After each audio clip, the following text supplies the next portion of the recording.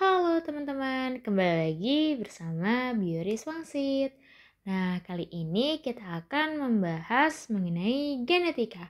Oh iya, sebelum kita bahas, boleh dong di-subscribe dan diklik tombol loncengnya agar kamu tidak ketinggalan materi dan pembahasan soal-soal UTBK Biologi dari channel ini. Untuk yang pertama, kita akan membahas soal dari UMPTN 2001. Nah, dalam soal ditanyakan apabila rambut lurus adalah sifat resesif. Nah, maka dari perkawinan dua orang tua yang keduanya berambut keriting heterozigot, kemungkinan anaknya adalah, mari kita bahas. Di sini misalkan, K besarnya itu keriting, K kecilnya itu lurus, maka di sini kan dikasih tahu bahwa orang tuanya berambut keriting heterozigot, berarti ya.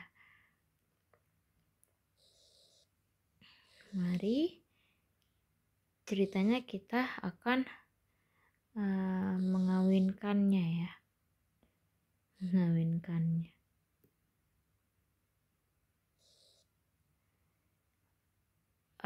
Di sini orang tuanya nikah besar ya. Orang tuanya itu heterozigot, keriting heterozigot, berarti K besar kali K kecil.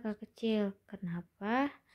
Karena berarti kalau ada K besarnya itu udah pasti keriting gitulah ya. Nah, mari kita kawinkan, berarti di sini ada K besar, kemudian di sini ada K besar K kecil, kemudian di sini ada K besar K kecil dan K kecil, berarti K besarnya ada 1, K besar K kecilnya ada 2, K kecilnya ada 1. Nah, tapi perlu diperhatikan bahwa rambut lurus atau K kecil ini resesif, berarti yang ini adalah dominan. Nah, berarti kalau dominan adalah semua yang ada K besar berarti termasuk keriting, karena keriting bersifat dominan dan lurus bersifat resesif. Maka dari itu ini dia jadinya keriting ya. Karena di sini juga ada K besar, berarti ini keriting. Berarti ada 3 keriting. Nah, yang ini adalah lurus ya. 1 lurus. Berarti kalau dipersenin ya 75% keriting, 25%-nya lurus.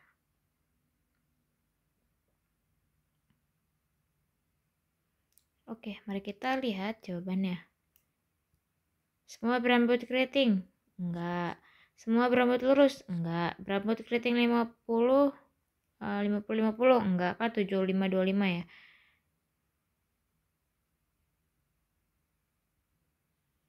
Nah,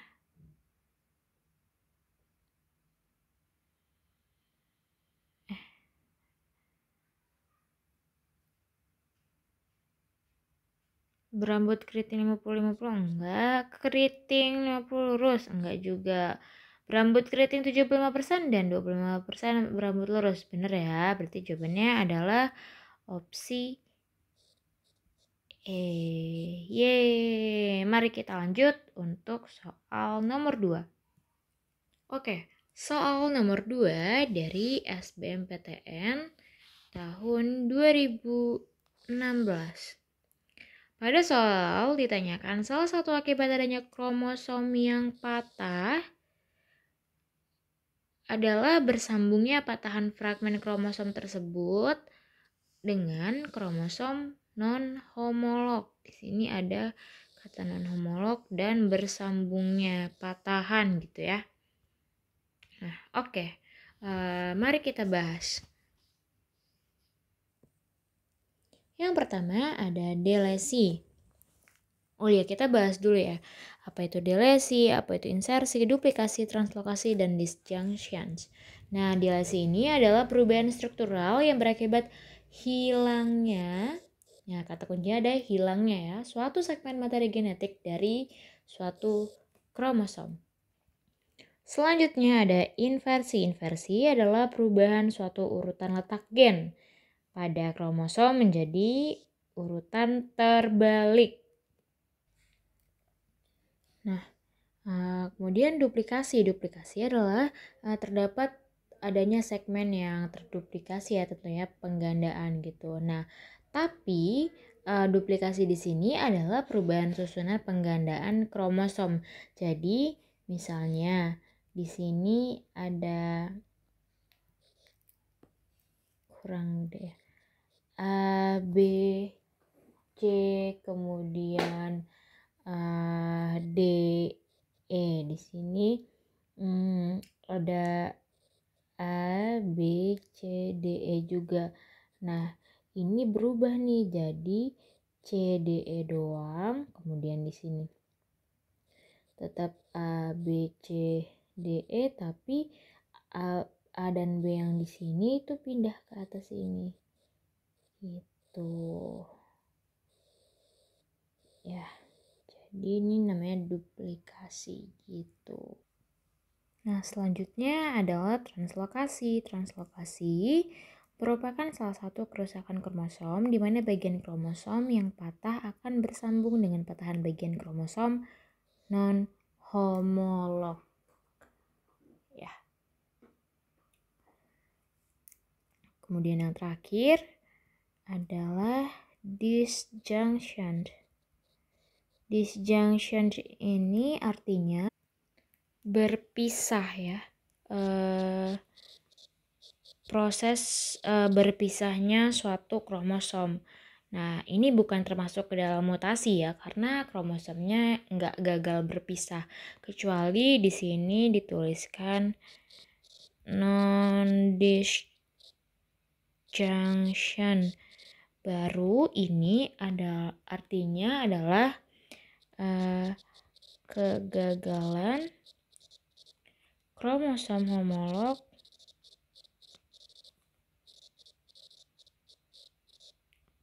untuk berpisah dengan baik pada atau selama pembelahan sel.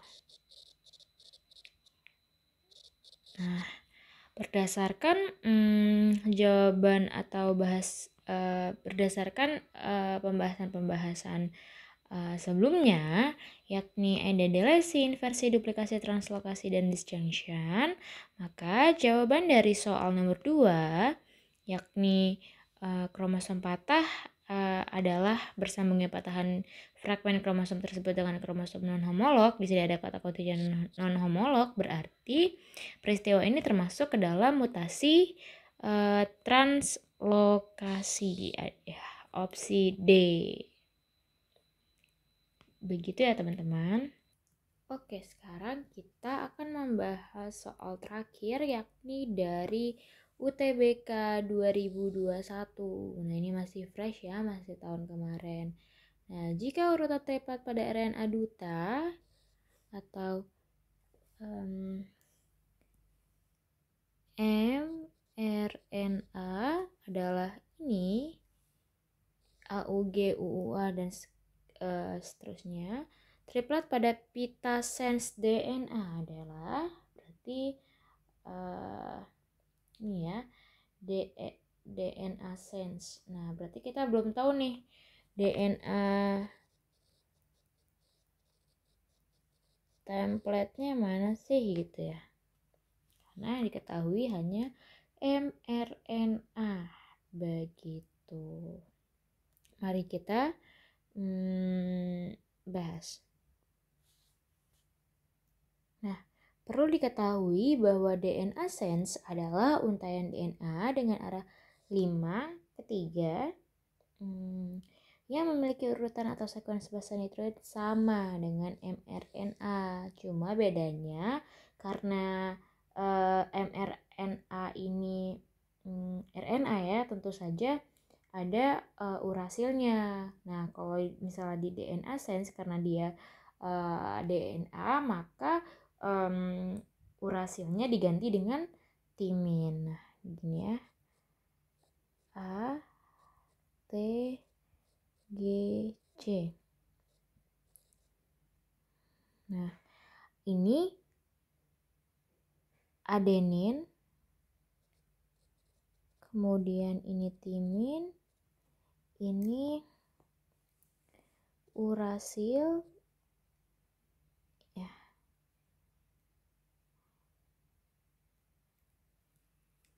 Kemudian ini guanin, ini sitosin gitu. Nah, jadi kata rumus cepat ya, bukan rumus cepat, maksudnya menghafalnya seperti ini ya.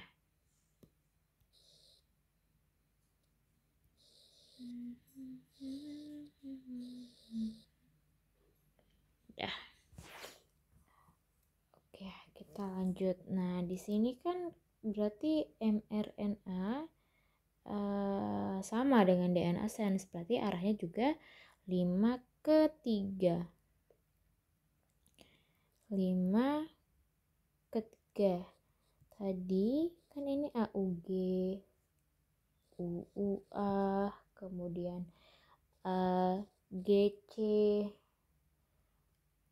AGG, UGA.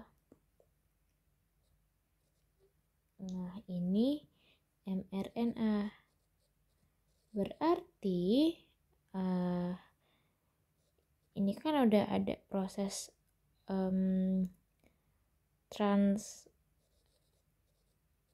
sebelum inilah ya, pretranslasi.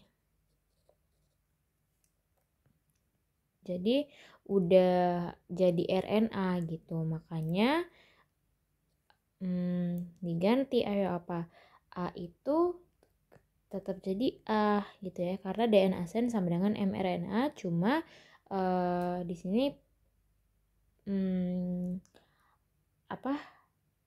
T-nya tetap T-nya diganti U gitu, berarti A, kemudian urasil diganti timin karena di DNA adanya timin ya, bukan urasil, kemudian tetap G, kemudian timin A, kemudian AGC juga, kemudian AGG juga, kemudian TGA.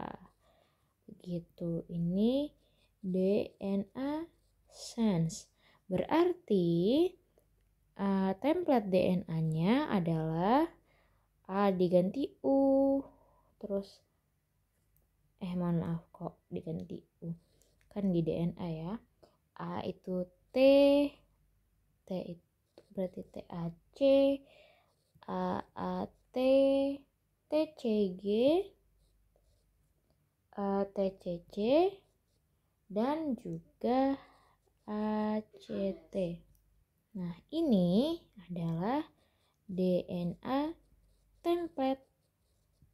Nah, mungkin kalau kecepatan atau teman-teman masih bingung ya, teman-teman bisa dibalik lagi ya videonya, bisa di post, terus bisa coba pelajari lagi gitu. Berarti jawabannya berdasarkan pembahasan tadi adalah DNA sense. Berarti ayo apa? Berarti nggak ada U-nya ya, karena itu DNA sense. Nah, oke, jawabannya adalah yang mirip sama ini. opsi B. Oke deh, segitu dulu ya pembahasan mengenai genetika. Kalian bisa bertanya di kolom komentar atau request materi mana sih yang ingin kalian pelajari. Stay tune untuk materi dan pembahasan soal-soal lainnya ya teman-teman. Terima kasih banyak.